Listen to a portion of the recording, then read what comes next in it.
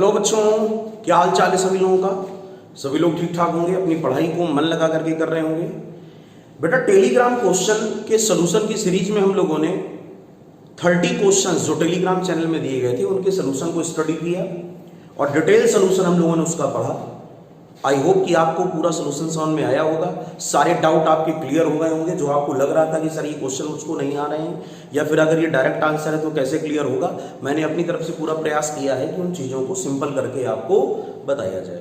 ठीक है, बाकी आप लोग कमेंट सेक्शन में बताएं कि आपको सोल्यूशन समझ में आ रहा है कि नहीं समझ में आ रहा है, या फिर आपको ये जो पैटर्न जो वीडियो का हम लोगों ने फॉलो किया है ये कैसा लगा। ठीक है बेटा, तो आज इसी सीरीज में हम लोग टेलीग्राम सोल्यूशन का 03 पार्ट लेकर आएंगे, जिसमें हम लोग क्वेश्चन नंबर 31 से स्टार्टिंग करेंगे क्वेश्चंस को सॉल्व करना। जो नए बच्चे इस समय चैनल को देख रहे हैं वो लोग डिस्क्रिप्शन में टेलीग्राम चैनल का लिंक है, आप लोग जा करके उस लिंक को फॉलो करें, टेलीग्राम चैनल ओपन करें, उस लिंक को फॉलो करें।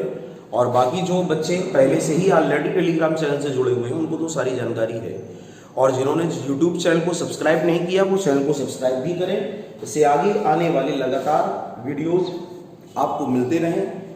और बेल आइकन में ऑल को प्रेस करें तो नोटिफिकेशन भी आप तक पहुंचता रहेगा कि आपको क्वेश्चंस को कैसे सॉल्व करना है। ठीक है बेटा, तो चलिए शुरुआत करते हैं टेलीग्राम सोल्यूशन का पार्ट 03। बस सभी लोग इन क्वेश्चंस को तैयार जरूर करें, इनके सोल्यूशन को डिटेल में पढ़ें, बिल्कुल भी शॉर्टकट फॉलो ना करें। तो एक प्यारी सी सुबह के साथ फिर से आज हम लोग स्टार्टिंग करेंगे टेलीग्राम सोल्यूशन पार्ट 03। बेटा पार्ट 02 में हम लोगों ने स्टडी कर लिया था किसी वस्तु का वेग परिवर्तन ज्ञात किया जाता है। ये वाला क्वेश्चन हो गया होगा, सभी लोग ध्यान से सुने मेरी बात को। किसी वस्तु का वेग परिवर्तन ज्ञात किया जाता है, यहां तक क्वेश्चन सॉल्व हो गया था। अब आज हम लोग उसी के आगे क्वेश्चन नंबर 31 से सोल्यूशन को स्टार्ट करेंगे, तो आप लोग क्वेश्चन को साथ साथ करते रहें। क्वेश्चन नंबर 31 बच्चों क्या कह रहा है, विद्युत चुंबकीय तरंग सिद्धांत प्रतिपादित किसने किया था? The electromagnetic wave principle. बेटा सभी लोग जानते हो कि जो इलेक्ट्रोमैग्नेटिक वेव्स होती हैं जिनको विद्युत चुंबकीय तरंग बोला जाता है, इन तरंगों में वैद्युत और चुंबकीय दोनों क्षेत्र होते हैं, ई वेक्टर और बी वेक्टर, और ये आपस में क्या होते हैं? परपेंडिकुलर। इसको भी आप लोग लर्न कर लें कि विद्युत चुंबकीय तरंगों में वैद्युत और चुंबकीय क्षेत्र परस्पर क्या होते हैं? लंबवत, both are perpendicular to each other. और ये जो ई और बी होते हैं ये तरंग के चलने की डायरेक्शन के भी लंबवत होते हैं। ऐसे करके इलेक्ट्रोमैग्नेटिक वेव होती है। ठीक, यहां पर ई वेक्टर तो ये बी वेक्टर, ये ई ये बी, और ये है डायरेक्शन ऑफ प्रोपेगेशन। ठीक है, संचरण की दिशा, तरंगों के चलने की दिशा। तो इस प्रकार की कुछ वेव होती है। पूरा डायग्राम मैं नहीं बना रहा हूं क्योंकि मुझको और भी आगे काम कराना है, लेकिन आप लोग इस बात को ध्यान रखो। तो इलेक्ट्रो जो मैग्नेटिक वेव्स होती हैं इनको उत्पन्न किसने किया? एक ये ऑब्जेक्टिव आप लोग तैयार कर लो तो आंसर है हर्ट्ज। विद्युत चुंबकीय तरंगों को उत्पन्न किसने किया? ठीक है ना, तो आंसर है हर्ट्ज। हर्ट्ज ने इलेक्ट्रोमैग्नेटिक वेव को, EMW इलेक्ट्रोमैग्नेटिक वेव को प्रोड्यूस किया था अपने एक्सपेरिमेंट से। और जो मैक्सवेल है, मैक्सवेल, इन्होंने विद्युत चुंबकीय तरंगों का सिद्धांत दिया था। Principle of electromagnetic wave was given by Maxwell. तो बच्चों ये दोनों अलग अलग ऑब्जेक्टिव अपने आप में होते हैं, आप ध्यान दें इन चीजों को कि विद्युत चुंबकीय तरंगों को जब कभी आपसे पूछा जाए किस वैज्ञानिक ने इलेक्ट्रोमैग्नेटिक वेव को प्रोड्यूस किया, तो आप आंसर क्या सही टिक करोगे? हर्ट्ज। लेकिन किसने इलेक्ट्रोमैग्नेटिक वेव का प्रिंसिपल दिया, तो आंसर क्या होगा? मैक्सवेल। तो अगर हम लोग इस क्वेश्चन के आंसर को ध्यान दें, क्वेश्चन क्या कह रहा है, विद्युत चुंबकीय तरंगों का सिद्धांत किसने दिया, तो बिल्कुल सही बात है, आंसर होगा Maxwell. Option number A is correct. Tick कर दिया जाए। ये लो भाई टिक कर दिया और ग्रीन सिग्नल आ गया, ऊपर से फूलों की बरसात भी हो गई। इसका मतलब कि हमारा क्वेश्चन बिल्कुल करेक्ट है। चलिए आगे की ओर बढ़ते हैं। Question number 32। ये दोनों पॉइंट अपने आप में नोट कर लेना बेटा। यही अंतर होता है पीडीएफ के सोल्यूशन में और वीडियो के सोल्यूशन में। पीडीएफ में केवल उतनी बात आपके सामने आएगी जो उसमें नोट किया गया होगा, लेकिन डिटेल सोल्यूशन में वो सारी चीजें डिस्क्राइब की जाती हैं जिससे आप उनको समझ भी सको। विभवमापी का सिद्धांत निम्न में से आधारित है। सब लोग जानते हो विभवमापी का मीन्स होता है पोटेंशियोमीटर। विभवमापी को हम लोग बेटा क्या बोलते हैं? पोटेंशियोमीटर। और सभी लोग जानते हो जो पोटेंशियोमीटर होता है इसका काम होता है सर्किट के दो बिंदुओं के बीच वैद्युत विभवांतर पोटेंशियल डिफरेंस को फाइंड आउट करना, और साथ में इसका काम क्या होता है किसी भी सेल का ईएमएफ अर्थात विद्युत वाहक बल को पता लगाना या दो सेलों के विद्युत वाहक बलों की तुलना करना। ये तीन एप्लीकेशन होते हैं, आप इनको जरूर तैयार कर लें। और ये जिस सिद्धांत पर कार्य करता है उसको हम लोग बोलते हैं विभव प्रवणता, पोटेंशियल ग्रेडियंट। तो इस क्वेश्चन को लर्न कर लो कि विभव मापी जिस सिद्धांत पर कार्य करता है उसका नाम है पोटेंशियल ग्रेडियंट। पोटेंशियोमीटर में एक लॉन्ग वायर होता था और जैसे ही इस पे करंट फ्लो करती थी तो एक सिरे से दूसरे सिरे की ओर जाने पर पोटेंशियल डिक्रीज होता था, विभव कम होता था, और इसी को हम लोग क्या बोलते हैं, दूरी के सापेक्ष विभव परिवर्तन को ही हम लोग क्या बोलते हैं, विभव प्रवणता अर्थात पोटेंशियल ग्रेडियंट। तो बच्चों इस क्वेश्चन के आंसर को भी तैयार कर लो। विभव मापी अर्थात पोटेंशियोमीटर किस सिद्धांत पर कार्य करता है? क्वेश्चन का सही आंसर क्या है, विभव प्रवणता। और अगर इसी की जगह क्वेश्चन आ जाए एग्जाम में मीटर ब्रिज अर्थात मीटर सेतु के सिद्धांत पर कार्य करता है तो क्वेश्चन का सही आंसर होगा व्हीट स्टोन ब्रिज। क्लियर हो गया बेटा, wheat stone bridge. Question number 32 क्या कह रहा है, ध्यान से पढ़ें, 33 सॉरी। ऊर्ध्वाधर वृत्त में गति करते हुए पिंड की चाल न्यूनतम होती है। क्वेश्चन कह रहा है कि वर्टिकल सर्कल में अगर कोई भी ऑब्जेक्ट घूमेगा तो उसकी स्पीड मिनिमम कहां पर होती है? अगर आप लोग थोड़ा सा अपने दिमाग के घोड़े दौड़ाएं तो आपको याद आएगा कि मैंने भी आपको ये बात बताई थी कि जब कोई पार्टिकल वर्टिकल सर्कल में घूमता है, ऊर्ध्वाधर वृत्त में चक्कर लगाता है, तो हाईएस्ट पॉइंट अर्थात जो सबसे ऊपर वाला बिंदु होता है यहां पर स्पीड होती है सबसे कम, और इसको हम लोग बोलते हैं क्रिटिकल स्पीड यानी क्रांतिक चाल, और इसका फार्मूला होता है Vc = GR, और जो लोवेस्ट पॉइंट होता है यहां पर स्पीड होती है √5GR। तो आप इस बात को याद रखो, उच्चतम बिंदु पर जो पिंड की चाल होती है वो √GR, इसको क्रांतिक चाल के नाम से भी जानते हो, और ये सबसे मिनिमम स्पीड है, और जो लोवेस्ट पॉइंट होता है यहां पर स्पीड होती है बच्चों √5GR, और ये स्पीड क्या होती है, मैक्सिमम। यही कारण है कि ए पर काइनेटिक एनर्जी होती है मिनिमम, गतिज ऊर्जा न्यूनतम, और बी पर काइनेटिक एनर्जी अर्थात गतिज ऊर्जा क्या होती है, अधिकतम। याद आ गया सभी लोगों को? मैंने इसको आपको डिटेल में बताया भी था क्लास में कि किस प्रकार आप वर्टिकल सर्कल में स्पीड और एनर्जी को पढ़ सकते हो। तो हमको समझ में आ गया कि पॉइंट जो ए है हाईएस्ट पॉइंट, वहां पर स्पीड क्या होती है, मिनिमम। तो चलिए क्वेश्चन के सही आंसर को टिक करके देखते हैं। Answer at highest point, correct answer, green signal आ गया। 70% से ज्यादा बच्चों ने सही आंसर दिया है। और इसके ऊपर वाले क्वेश्चन को भी टिक कर देते हैं, विभव प्रवणता मींस पोटेंशियल ग्रेडियंट। ठीक है बेटा, सभी को समझ में आ गया? मजा आ रही पढ़ाई करने में? अच्छा लग रहा है? बिल्कुल पढ़ाई को टेंशन फ्री होकर पढ़ा करो, एंजॉय करके पढ़ाई को पढ़ा करो। बर्डन नहीं लिया जाता है किसी चीज का, हर चीज को ये सोचा जाता है कि हम जितना ज्यादा हो सके कंफर्टेबल होकर के स्टडी को करें। क्वेश्चन नंबर 34 क्या कह रहा है, अपकेंद्र बल की प्रकृति है। क्वेश्चन नंबर 34, अपकेंद्र बल को हम लोगों ने पढ़ा था, याद करो, सेंट्रीफ्यूगल फोर्स। और जो सेंट्रीफ्यूगल फोर्स होता है, अपकेंद्र बल, ये आप लोग जानते हो, ये एक प्रकार का आभासी बल है। इसी को हम लोग बोलते हैं फिस्कस फोर्स। कौन सा फोर्स? फिस्कस फोर्स। और इसी को हम लोग बोलते हैं सूडो फोर्स। कौन सा फोर्स? Pseudo force. तो जब कभी आपसे बोला जाए अपकेंद्र बल की प्रकृति, नेचर ऑफ सेंट्रीफ्यूगल फोर्स, तो इसके बारे में कुछ बातें याद रखा करो। अपकेंद्र बल सदैव कार्य करता है सेंटर से बाहर अर्थात केंद्र से दूर। अपकेंद्र बल एक आभासी बल है, centrifugal force is a fictitious force, और इसी को बोलते हो सूडो फोर्स या पिसीडो फोर्स भी बोलते हैं कोई कोई, लेकिन पी वास्तव में साइलेंस होता है ना, तो आप सूडो फोर्स कह सकते हो। और इसकी डायरेक्शन कहां पर होती है? इसकी डायरेक्शन होती है वृत्त के केंद्र से दूर, away from centre of the circle. बोलो सभी को बात समझ में आ गई? इसकी डायरेक्शन कहां पर होती है? Away from centre of the circle. तो उसको टिक कर दिया जाए। अपकेंद्र बल की प्रकृति होती है आभासी बल। Option number C is correct, और बहुत कम बच्चे इसका सही आंसर दे पाए हैं। मुझको दिख रहा है टेलीग्राम में 57% बच्चों ने सही आंसर दिया है, बाकी मोस्टली बच्चे कंफ्यूज हैं। तो आप इसमें बिल्कुल भी कंफ्यूज ना हो, इसको तैयार कर लें। क्वेश्चन नंबर 33 हो गया है, सीरियल को याद रखें। क्वेश्चन नंबर अब हम लोग को करना है 34। रब कर दिया जाए बेटा, तो नोट भी करते चलो सभी लोग साथ साथ। जितना ज्यादा क्वेश्चन को साथ साथ नोट करोगे, समझोगे, सॉल्यूशन उतना ही अच्छा समझ में आएगा। ठीक है, तो क्वेश्चन नंबर 34 भूल मत जाना। ठीक है, क्वेश्चन नंबर 34। क्वेश्चन नंबर 34 बच्चों क्या कह रहा है? क्वेश्चन नंबर 34 कह रहा है वृत्तीय गति में किसी कण के लिए निम्न में से क्या संरक्षित होता है। फिर वही बात आ गई, सर्कुलर मोशन में क्या कंजर्व होता है? तो सभी लोग जानते हो, कल भी मैंने आपको एक क्वेश्चन बताया था कि जो सर्कुलर मोशन होता है, जो सर्कुलर मोशन होता है अर्थात वृत्तीय गति इसको कहते हो, सर्कुलर मोशन इसको आप लोग कहते हैं वृत्तीय गति। हिंदी और इंग्लिश अपने अपने मीडियम में सभी लोग ध्यान से पढ़ा करो, कुछ भी टफ नहीं है। कह रहा है इसमें क्या कंजर्व होता है? तो मैंने आपको कल भी बताया था, ये क्वेश्चन पहले इस टाइप का था, ये तो स्पीड नहीं बदलती, v = कांस्टेंट, और दूसरी बात क्या होती है, काइनेटिक एनर्जी कांस्टेंट होती है, अर्थात गतिज ऊर्जा संरक्षित होती है। तो क्वेश्चन का सही आंसर क्या होगा? किसी पार्टिकल के लिए in the circular motion which is always conserve, question का सही आंसर है काइनेटिक एनर्जी। और इसका दूसरा आंसर ये भी हो सकता है एनर्जी, क्योंकि उसने कहीं ये नहीं बोला है एक समान वृत्तीय गति अर्थात यूनिफॉर्म सर्कुलर मोशन, इसलिए हम क्वेश्चन के सही आंसर को एनर्जी भी कह सकते हैं। इसलिए क्वेश्चन के दोनों सही आंसर हो सकते हैं। पहला कौन सा?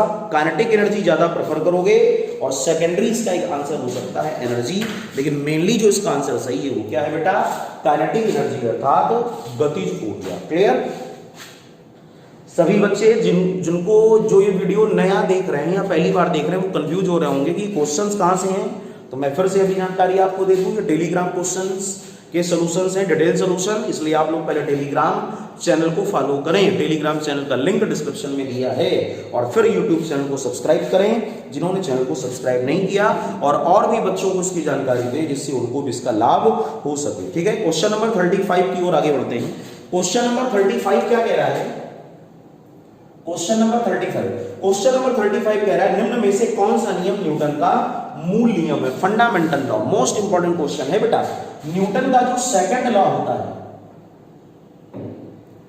न्यूटन सेकंड लॉ, जिसको आप लोग कहते हो बल का मान संवेग परिवर्तन की दर के बराबर, ये जो नियम होता है इसी को हम लोग कहते हैं मूल नियम या फंडामेंटल लॉ।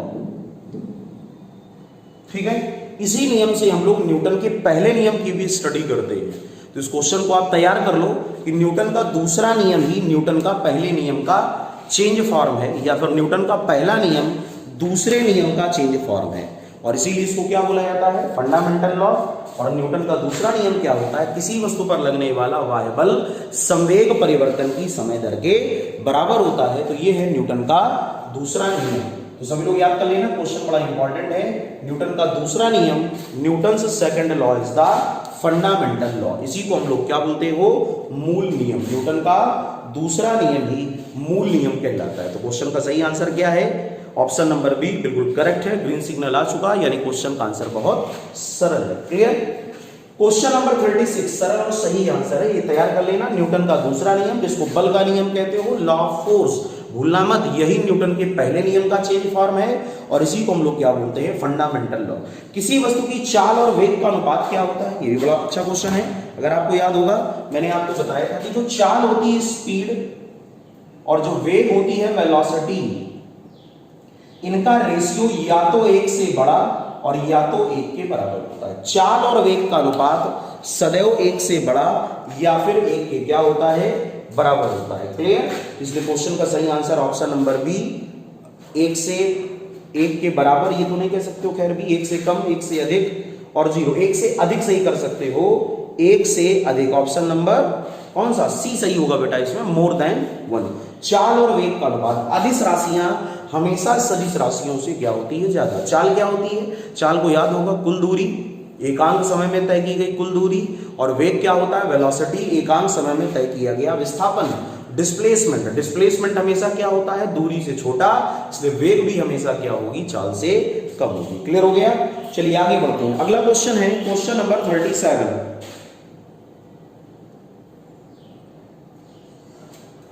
क्वेश्चन नंबर 37 की ओर अगर आप लोग ध्यान दें तो वेबर मात्रक है। क्वेश्चन क्या कह रहा है? Weber is the unit of, question number 37, weber. बेटा वेबर जानते हो, weber is the unit of magnetic flux, इसको चुंबकीय फ्लक्स भी कहा जाता है। Weber is the unit of magnetic flux. ठीक है, weber is the unit of magnetic flux. Note कर लो, कर लिया बेटा सभी लोगों ने। क्वेश्चन का आंसर क्या है 37 का weber. Weber is the unit of magnetic flux, अर्थात वेबर चुंबकीय फ्लक्स का मात्रक है, बिल्कुल करेक्ट आंसर। और इसकी दूसरी यूनिट क्या होती है, मैक्सवेल, इसको भी लर्न कर लो। और वेबर और मैक्सवेल में क्या रिलेशन होता है, 1 weber is equal to 10 to the power 8 maxwell. इसको अपनी कॉपी में कहीं आप लोग नोट डाउन कर लें, 1 वेबर बराबर 10 की घात 8 मैक्सवेल। तो वेबर और मैक्सवेल दोनों किसकी यूनिट हैं, मैग्नेटिक फ्लक्स की यूनिट है। तो कहां तक हम लोग पहुंच गए, क्वेश्चन नंबर 37। क्वेश्चन नंबर 38 बच्चों ध्यान दें, क्वेश्चन नंबर 38 कह रहा है प्रक्षेप गति में क्षैतिज दिशा में संवेग परिवर्तन कितना होता है। क्षैतिज दिशा में संवेग परिवर्तन की आप बात करो तो आप लोगों ने क्या पढ़ा था कि प्रोजेक्टाइल मोशन में, यानी प्रक्षेप गति में अगर हम लोग पढ़ें तो पूरी यात्रा में वेलोसिटी का हॉरिजॉन्टल कंपोनेंट नहीं बदलता। याद आया सभी को, पूरी जर्नी में वेग का क्षैतिज घटक नहीं बदलता। और बेटा एक बात याद रखो कि जब प्रक्षेप गति में, ये भी अपने आप में बड़ा इंपॉर्टेंट एग्जांपल है कि प्रोजेक्टाइल मोशन में, during the projectile motion horizontal component of velocity,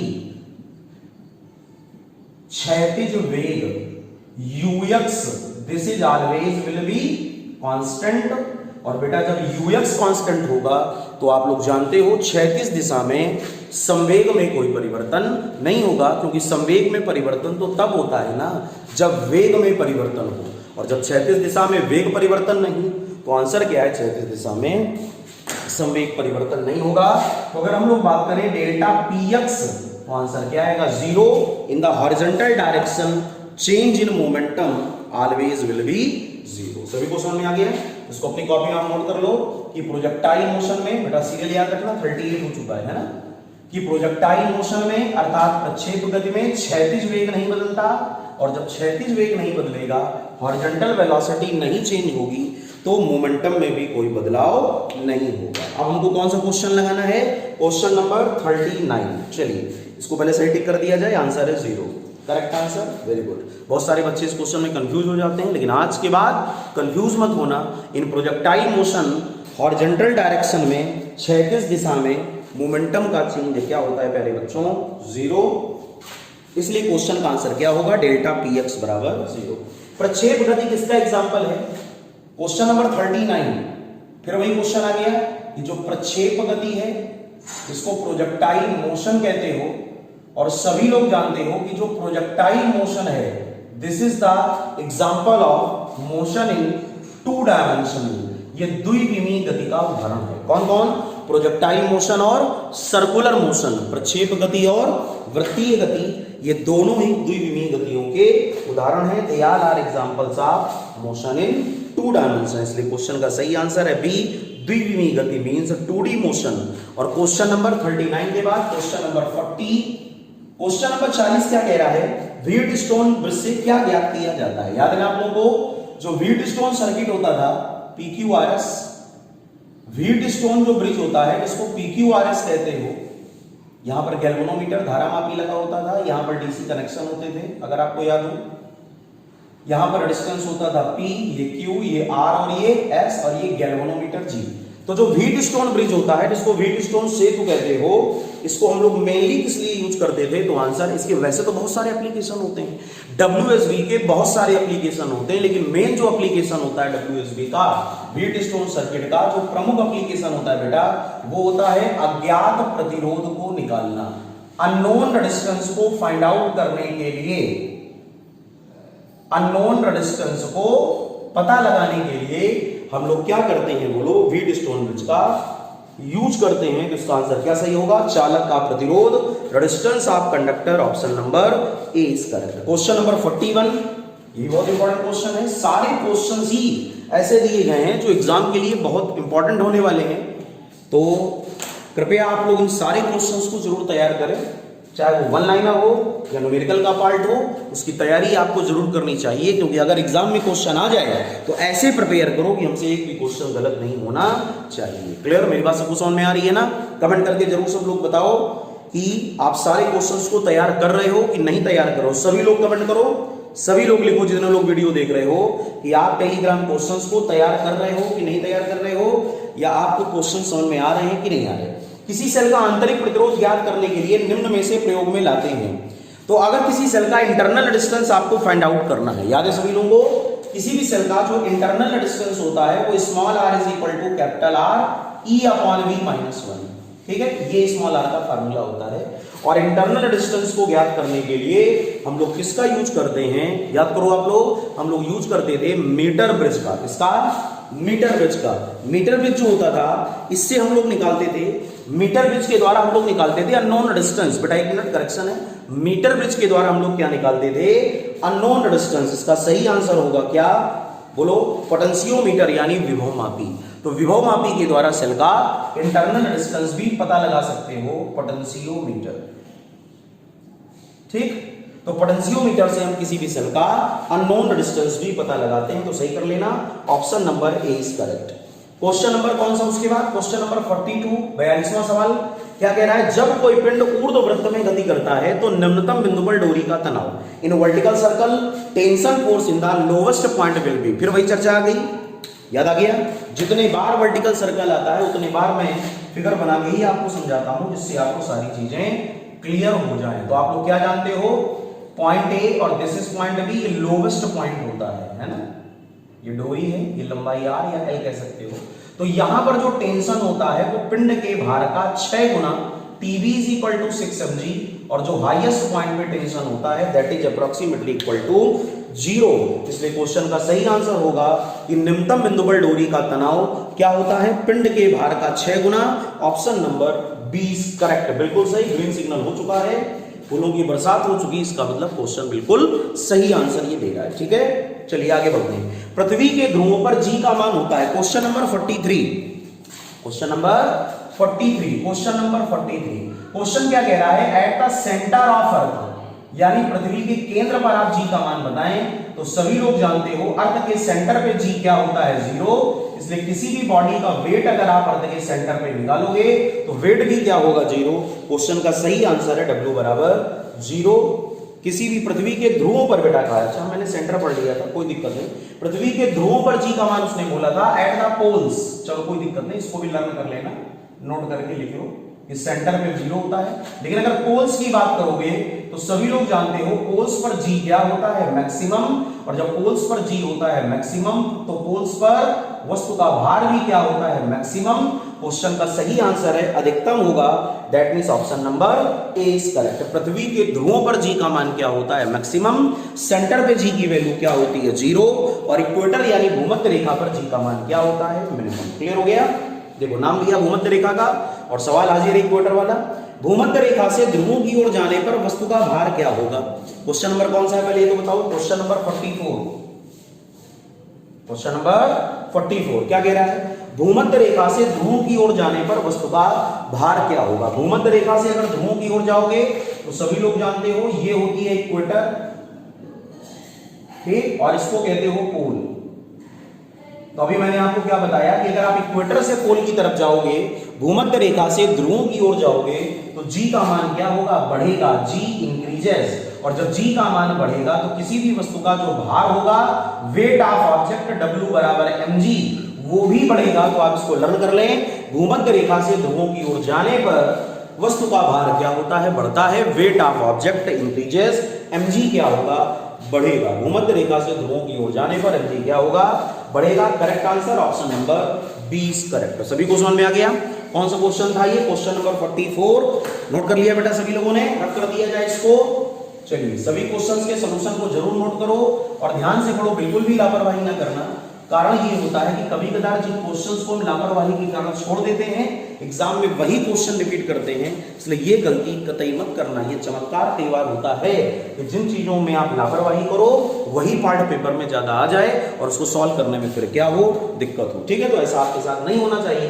question number 45, question number 45 most important बेटा, मोस्ट इंपॉर्टेंट क्वेश्चन, ध्यान से पढ़ें। जब दो बल्बों को सीरीज में जोड़ा जाता है तो कौन सा बल्ब अधिक प्रकाश देता है? याद आया? जब दो बल्ब आप सीरीज में कनेक्ट करोगे तो विच बल्ब ग्लो फास्टर? तो इसका बड़ा ही सिंपल सा एक केस है कि अगर कोई भी दो बल्ब हम लोग सीरीज में जोड़ें, when two electric bulbs are connected in series, अगर कोई दो बल्ब हम लोग श्रेणी क्रम में जोड़ें B1 और B2, इसकी पावर P1 और इसकी पावर P2, और अगर हम आपसे बोलते हैं कि P1 P2 से ज्यादा है, बल्ब A की शक्ति ज्यादा है, बल्ब A की शक्ति ज्यादा है और B की शक्ति क्या है, कम। तो क्वेश्चन ये कह रहा है, फिर से एक बार पढ़ लें, क्वेश्चन ये कह रहा है कि जब दो बल्बों को सीरीज में जोड़ते हो, when two bulbs are connected in series then which bulb produce more brightness. तो बड़ा सिंपल सा आंसर है, सीरीज ऑर्डर में जिस बल्ब की पावर होती है कम वो ज्यादा चमकता है, और पैरेलल में जिस बल्ब की पावर होती है ज्यादा वो ज्यादा चमकता है। तो क्वेश्चन का सही आंसर है कि सीरीज में वो बल्ब ज्यादा चमकेगा जिसकी शक्ति क्या होगी, कम। क्वेश्चन का सही आंसर है 38। इसको आप अपनी कॉपी में कहीं नोट कर लो कि श्रेणी क्रम में, सभी लोग अपनी अपनी कॉपी में लिख लें, श्रेणी क्रम में कम शक्ति का bulb, the electric bulb of smaller power, कम शक्ति का बल्ब अधिक प्रकाश देता है, अधिक प्रकाशित होगा। मैंने शॉर्ट में लिख दिया है, आप लोग भी समझ लेंगे इंग्लिश में। In series combination the electric bulb of smaller power gives more brightness. और अगर आप बात करो किसमें, पैरेलल में, इसको कहते हो समांतर क्रम। तो पैरेलल में आप याद रखा करो, जो अधिक शक्ति का बल्ब होता है, the electric bulb of more power, वह अधिक प्रकाशित होगा। तो इन दोनों सेंटेंस को अपनी कॉपी में आप कहीं नोट कर लें। सभी लोग लिख लें कि श्रेणी संयोजन में इन सीरीज कॉम्बिनेशन कम शक्ति का बल्ब अधिक प्रकाशित होगा। ये क्वेश्चन एग्जाम में कई बार आया हुआ है। और पैरेलल में अधिक शक्ति का बल्ब, सीरीज में कम शक्ति का बल्ब और पैरेलल में अधिक शक्ति का बल्ब अधिक प्रकाशित होगा। तो जैसे मान लो आपसे कभी कह दिया जाए कि दो बल्ब हैं, P1 = 15 वाट और P2 = 40 वाट, और जब दोनों को सीरीज में जोड़ते हैं, जब दोनों को सीरीज में जोड़ते हैं तो कौन सा बल्ब ज्यादा चमकेगा। तो मैंने आपको क्या बताया, सीरीज में कम पावर वाला बल्ब ज्यादा चमकता है। तो आंसर है 15 वाट का बल्ब ज्यादा प्रकाश देगा। लेकिन अगर इन बल्ब्स को आप पैरेलल में जोड़ दो तो आंसर है 40 वाट का बल्ब अधिक प्रकाश देगा। ठीक है, मैंने एग्जांपल भी आपको क्लियर कर दिया, इससे आपको कोई दिक्कत ना हो। तो सीरीज में कौन सा बल्ब ज्यादा चमकेगा बेटा, कम पावर वाला, और पैरेलल में ज्यादा पावर वाला बल्ब अधिक प्रकाश देगा। नोट कर लो जल्दी से कॉपी में। और सभी लोग कमेंट करके जरूर बताओ कि सारे क्वेश्चंस आपको समझ में आ रहे हैं कि नहीं आ रहे हैं। ये जो सीरीज में चला रहा हूं टेलीग्राम क्वेश्चंस के सॉल्यूशन की, तो इससे क्वेश्चंस आपको क्लियर हैं कि नहीं क्लियर हैं, आप इनको भी कमेंट करके जरूर बताएं मेरे प्यारे बच्चों। और लाइक करें, अगर वीडियो पसंद आ रहा हो लाइक भी करें, ठीक है। और जो नए बच्चे इस समय चैनल को देख रहे हैं वो लोग इसको सब्सक्राइब भी करें और टेलीग्राम चैनल को फॉलो करें, जिसका लिंक डिस्क्रिप्शन में दिया है। जल्दी से नोट कर लें, नोट कर लिया बेटा। सीरीज में कौन सा बल्ब ज्यादा लाइट देगा, कम पावर वाला, और पैरेलल में ज्यादा पावर वाला। सभी लोगों ने कर लिया। तो बेटा आज हम लोग इस वीडियो में टेलीग्राम सॉल्यूशन पार्ट 03 में 45 तक क्वेश्चंस को रखते हैं, नहीं तो वीडियो काफी बड़ा हो जाएगा। तो और आप लोग सीरियल से इनको तैयार भी करते रहें। आई होप आपको पूरे क्वेश्चंस के डिटेल सॉल्यूशन समझ में आ गए होंगे। और फिर से एक बात, आप लोग प्लीज मेरी रिक्वेस्ट है, तैयारी को बहुत अच्छे ढंग से करें। एग्जाम अपने टाइम पे जब भी होना होगा तब होगा, लेकिन आप उसके लिए पहले वेल प्रिपेयर भी रहें, ठीक है बेटा। और इन बातों को ध्यान रखें कि जिन्होंने टेलीग्राम चैनल को ज्वाइन नहीं किया है वो चैनल को ज्वाइन करें, और यूट्यूब चैनल को भी सब्सक्राइब करें, जिससे आपको डिटेल सोल्यूशन लगातार मिले और इंपॉर्टेंट टॉपिक्स के वीडियोस भी आपको मिलते रहें। और प्लेलिस्ट में जाकर के जितने भी शॉर्ट वीडियोस हैं आप लोग उनके भी नोट्स बना लें, जिन बच्चों ने शॉर्ट वीडियोस के नोट्स नहीं बनाए हैं, इससे आपकी तैयारी और भी बेहतरीन ढंग से हो सके। तो आई होप आज का पूरा टॉपिक आपको क्लियर हो गया, सारे क्वेश्चंस आपको समझ में आ गए। एक एक चीज को मैंने क्लियर किया है, किसी को रट्टाफिकेशन के प्रोसेस से बताने का प्रयास नहीं किया कि आप इसको रट लें या याद कर लें, हर चीज का डिटेल सोल्यूशन बताया। तो आपकी जिम्मेदारी है अब आप लोग इन क्वेश्चंस को तैयार करें। हर एग्जाम के लिए जिसमें साइंस आती है, फिजिक्स आती है, क्वेश्चंस इंपॉर्टेंट होने वाले हैं, इसलिए कोई पर्टिकुलर ऐसा नहीं है कि आप ये सोचो कि किसी एक एग्जाम में आएगा दूसरे में नहीं आएगा। सारे एग्जाम्स के लिए क्वेश्चंस इंपॉर्टेंट है। क्लियर बेटा? तो आज इस वीडियो को यहीं पर एंड करते हैं, तब तक आप लोग अपनी तैयारी को मन लगा करके करते रहें। नेक्स्ट वीडियो में टेलीग्राम सॉल्यूशन पार्ट 04 लेकर के क्वेश्चन नंबर 46 से 60, 46 से 60 हम लोग फिर से हाजिर होंगे। तब तक के लिए जय हिंद, जय भारत।